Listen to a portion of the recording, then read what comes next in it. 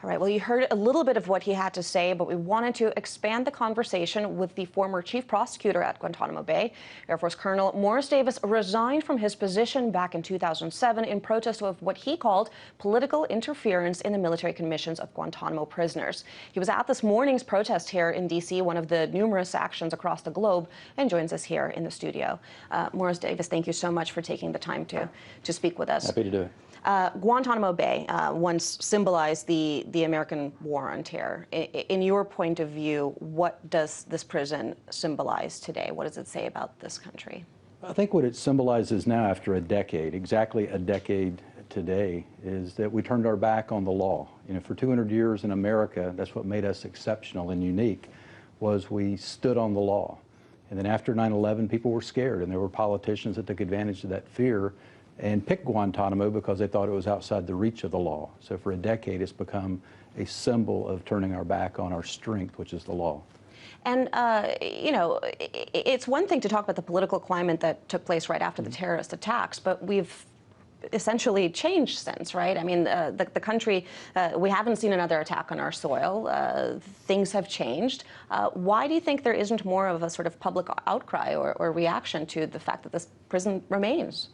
Well, it's interesting. If you go back to 2008, remember President Bush, before he left office, said he wanted to close Guantanamo. And then you had both candidates, you know, John McCain and Barack Obama, bipartisan, wanted to close Guantanamo. And President Obama took office, signed the order, and then immediately the far right, Dick Cheney, Liz Cheney, and that group went on the offensive and portrayed this to the American public as either you're with us or you're with the terrorist. You know, there was only one of two choices. And the president didn't stand up and tell the other side of the story. So I think a majority of the American public bought that narrative, and they think these men are the worst of the worst. They don't realize a majority, 89 of the 171, have been cleared, you know, through the CIA and DOJ and DOD, and all the other agencies have said they didn't commit an offense, we're not going to charge them, they're not a threat, and we don't want to keep them.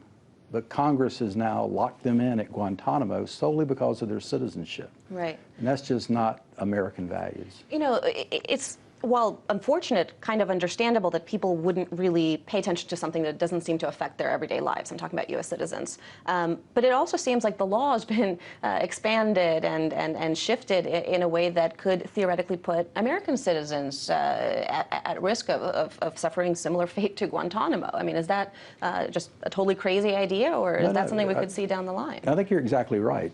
You know, Benjamin Franklin said, you know, if people are willing to compromise their liberty for their security, they deserve neither. For the past decade, and people rightfully were scared after 9/11, but that fear has continued, and they've let things like the Patriot Act and the drone missile program and targeting Americans without trial and Guantanamo to remain. You know, every once in a while, like the 10th anniversary, a few people pay attention, but come tomorrow, a majority of the public will be out of sight and out of mind again for another year. Right, and it's scary implications in terms of who's a terrorist. I mean, it's one thing when it's a fight abroad, but what if, I don't know, Occupy Wall Street or even the Tea Party? I mean, you know, how broadly could this whole terrorist definition issue be expanded? Well, it is. I think some people take a little comfort in that President Obama is the decision maker, but if you get a Rick Perry or a Michelle Bachmann or someone like that, who, you know, at their events now, at the debates, the applause lines are, you know, how many people have been executed and reviving torture. I mean, that's what people are cheering for. Well, earlier, actually, in this program, we were talking about the issue with Iran. There's the Iranian scientist who died in an explosion. There's some potential connections to Israel or the U.S. And we had Newt Gingrich, and I believe it was Rick Santorum, saying, I hope that the U.S. played a role in this. You know, this is a bad country, and we should be doing things like this for our safety. Well, it's posturing. It's political posturing, pandering to fear. I think it's what the National Defense Authorization Act was. It doesn't really accomplish anything, but it allows the politicians to go home and say, hey, look how tough I am on terrorism. Nobody wants to campaign in 2012 on, I stood up for the rights of detainees. But it's not just the detainee rights, it's American values that, you know, the law is our strength, not something to fear, and that's what we've done for the past decade. It reminds me of that saying, what was it, I kept silent when they came for the Jews, I kept silent when they came for the social... Yeah, exactly. I mean, you know, it's easy to kind of say, you know, these guys were the worst of the worst, and as long as you keep me safe, and I don't care what you do, until it's your son or daughter, and then it's a different story. And you mentioned, you know, Iran. I mean, the State Department this week was critical of Iran. They've convicted an American citizen, and it's unfortunate the circumstances. But if you look at the criticism that our government has levied against Iran, that it was apprehension under questionable circumstances, a shoddy procedure conducted in secret with inadequate defense, and a coerced confession, sounds a lot like Guantanamo. Right, right. So we're willing to tolerate it when we do it, but then we condemn it when others do. And the issue of hypocrisy is certainly an important one. I mean, but there's also the financial cost. This is the most expensive prison in the world. What was it, like $800,000 a year per prisoner? Yeah, and it's hard to calculate exactly what we spend on Guantanamo because, it's a Navy base, but you have, the CIA and Department of Justice and the FBI and the Coast Guard, a number of agencies that are separately funded, but roughly $140 million a year.